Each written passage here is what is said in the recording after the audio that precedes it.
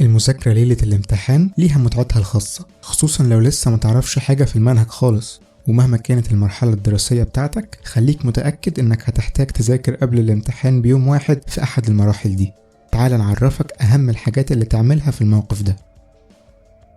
مبدئيا حدد الحاجات اللي عايز تذاكرها كلها وقسمها لعدد من العناوين الرئيسية. بعدها ابدأ احسب الوقت اللي متبقي ليك وقسمه على الحاجات اللي عندك. ما تديش لأي جزء أكتر من الوقت بتاعه عشان تضمن تغطي كل الأجزاء اللي مطلوب تخلصها.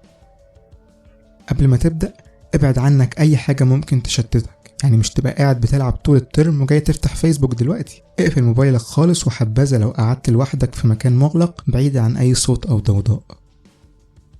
لازم تفهم انك مش هتقدر تغطي كل تفاصيل المنهج ليلة الامتحان، بس انت مجرد بتحاول تنقذ نفسك من السقوط في المادة دي. عشان كده تجنب خالص المعلومات الدقيقة والتفاصيل العميقة، وحاول تحول الكلام اللي بتذاكره إلى قائمة بالأفكار والملاحظات اللي بيتضمنها الشرح. كمان اعمل قائمة جانبية بالقوانين والمعادلات عشان تفصلها عن الشرح. اربط كل الحاجات اللي مش عارف تحفظها بحاجات تعرفها في حياتك أو كلمات مألوفة ليك. الأرقام الصعبة مثلا تخيلها كما لو كانت رقم تليفون، أو خد الحرف الأول من كل عنصر وحاول تكون بيهم كلمة. الأسلوب ده لسه مش مثبت علميا، بس نجح بشهادة ناس كتير في مساعدتهم على الحفظ.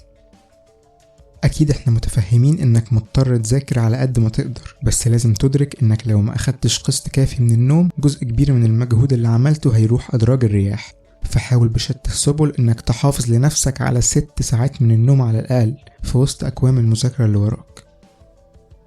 أول لما تخلص مذاكرة، عدي مرة أخيرة على قائمة الملاحظات وقائمة القوانين اللي عملتهم وانت بتذاكر. اقراهم بهدوء ومن غير توتر، وخليك مقتنع ان في ناس كتير بيذاكروا بس ليلة الامتحان وبينجحوا عادي. وما تنساش توعد نفسك انك من أول الترم الجاي هتذاكر من الأول وكده. لو عجبك الفيديو اعمل سبسكرايب للقناة علشان تشوف فيديوهاتنا الجديدة، وما تنساش تشوف حلقاتنا اللي فاتت.